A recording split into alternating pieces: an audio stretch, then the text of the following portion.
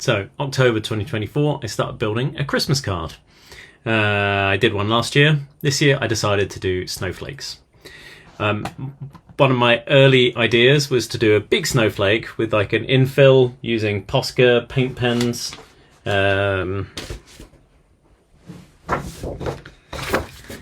So I did some like demo sketches here of what I could do with the Posca paint pen and how close I could get it together. It wasn't really quite fine enough for my liking, but I quite like the idea of being able to do a snowflakey shape a bit like this.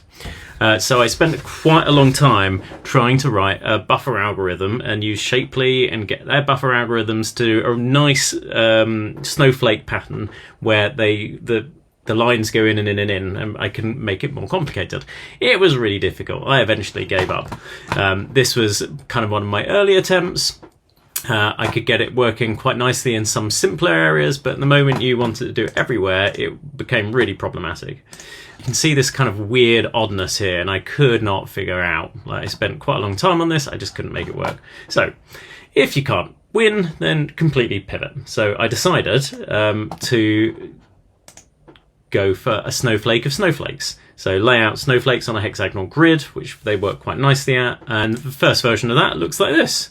I still was a little bit attached to using the Posca paint pens, and that ended up a little bit like this when it was rendered, and the detail is just not really there.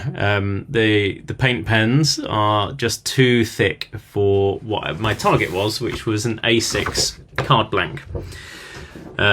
So eventually I switched to a much finer pen. The Jelly Roll 05 is the finest white pen I had, and snowflakes are white, so that kind of worked. So this is the first version that I actually plotted. And as you can see, this has got a couple of different types of snowflakes on it. So it's got the kind of stellar, sector plated snowflakes, and it's also got the kind of more traditional ones with dendrites on. And these ones were still a little bit thick because I was using this as an outline.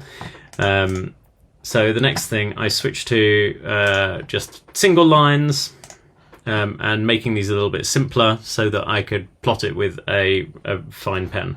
This was my first like actual final design, if you like, and then I started adding stuff in the background as well so that it was a little bit more of a holistic design.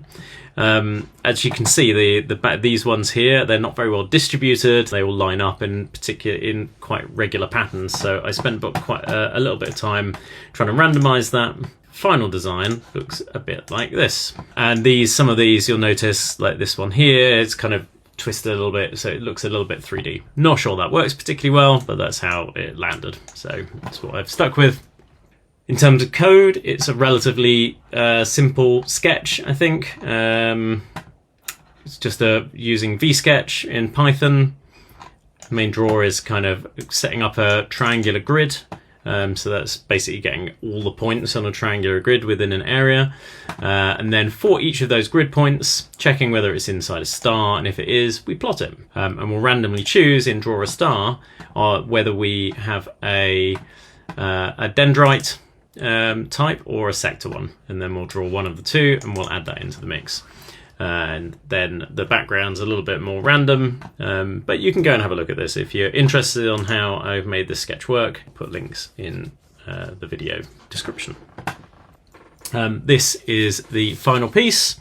As I said, it's like Jelly Roll 05 for the detail of the front, so it's quite fine pen work.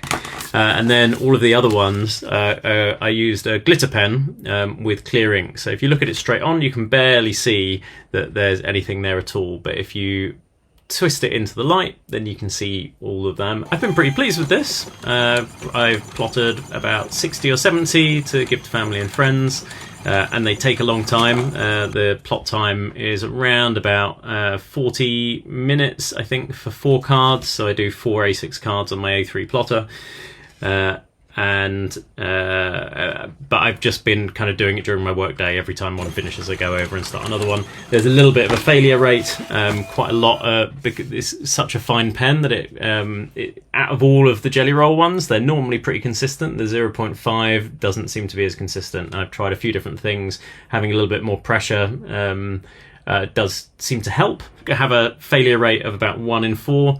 but that's kind of a reasonable yield, and I've given up trying to do anything about it. So that's been really fun. I've enjoyed doing it, and I'm looking forward to coming back and doing another one in 2025.